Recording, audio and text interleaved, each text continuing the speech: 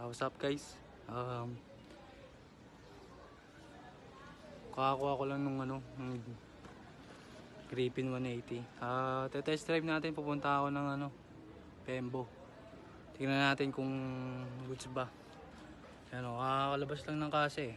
Ngayon titingnan natin, bibigyan ko ng honest review. Okay.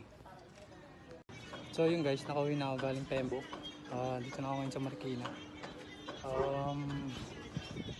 Honest review. So far, ang napunan ko is matagtag siya nung una, napansin ko.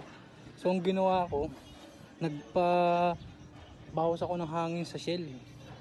So tip ko sa mga kukuha ng bagong motor dyan, dalhin nyo muna sa mga gas station, yung parang may panginan, bawasan yung hangin kasi sobrang tigas ng gulong pala.